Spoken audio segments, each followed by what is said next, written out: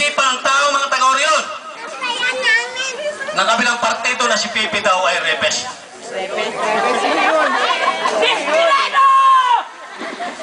Ang kasalanan pong ito ay kasing gulang na ng daigdig.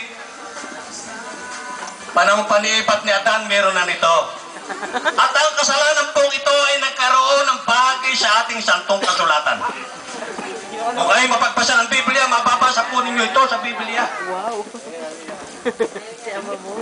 Minsan ang Panginoong Kristo ay nangangaral, biglang may dumating na mga eskriba at parisiyo. Dala-dala ang isang babae at isinusumbong sa Kristo na ang babae daw na dala-dala nila ay nahuli nila sa pangangalo niya. Nahuli sa pakikiyapit ang babaeng dala-dala nila at isinusumbong sa ating mahal na Panginoong Kristo. Ang sinabi ng mga eskriba at parisiyo, Panginoon, sa panahon ni Moises, kapag ka isang nilalang na babae nahuli sa pangangalo niya, ang kaparusahan dito ay patuhin hanggang sa mamatay. Tinanong si Kristo kung ano magaganda, masasabi niya kung ano ang kaparusahan na maaaring igawad sa babaeng ito. Ang ginawa ng Kristo, yumukod sa lupa, gumuhit sa lupa, at pagkaguhit ay tumayo. At tinanong ng Kristo yung mga parisiyo at mga eskriba na nagsusumbong, sino sa inyo ang hindi nagkasala? Kung mayroong isa man sa inyo na hindi nagkasala, mauna nang bumato sa babaeng ito. Ikaw, Tony Pepe, sinusumbong mo si Pipi Santos sa bayan.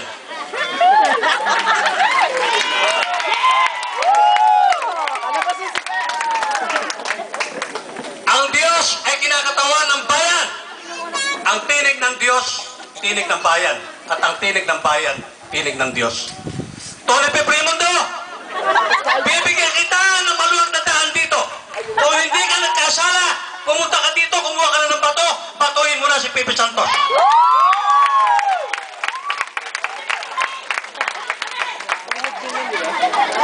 Huwag na ninyo ipagpilitan niya kasalanan kaya kay Pipi. Wala nang naniniwala sa inyo.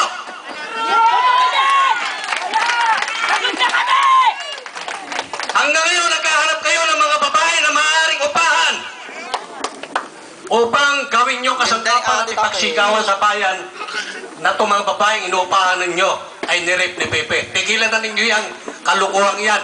Walang kakahinatnan yan. Mga kasama ko, mga kababayan ko, upang lalo ninyong maliwanagan kung ano ang talagang sagot dyan sa kasinungalingan yan. Palakpakan natin, Pepe Santos!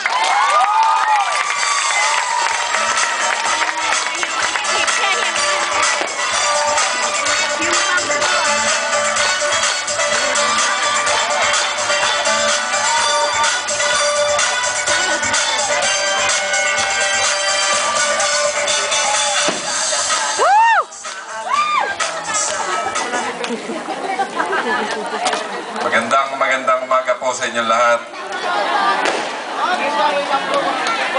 Unang-una, nagpapasalamat po kami lahat sa mga sumuporta sa amin kaninang umaga sa aming house to house.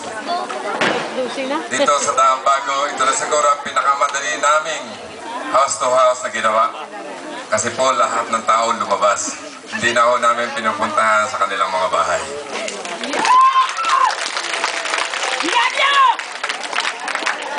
So much. Just to get the story straight, kukwento ko sa inyo ang nangyari. Para malaman ninyo kung sino ang sinungaling.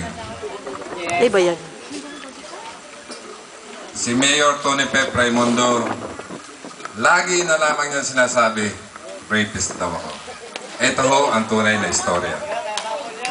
Kasi pogi ka sa kanya. Ayun. Ayun pa na ba? Panggising lang ho yun. Sa atin yun. Si Tony Pepe Raimundo nakakita na maglola. Tinawag ang mga tao ni Tony Pepe at sinabing, ikulong nyo ang lola, kuhanin nyo ang apo.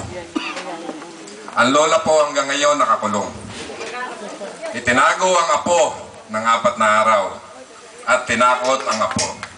Sabi ng mga tao ni Tony Pep, ito ang sasabihin mo. Pag hindi mo kami sinunod, pati ikaw makukulong, pati nanay mo makukulong. Ang bata sa murang edad, walang nagawa kundi sumunod.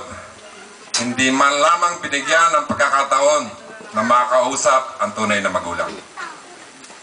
Ikinulong ang bata, dinala sa Camp Tolentino at pinalagda sa sinumpaang salaysay. Yan po ang tunay na pangyayari.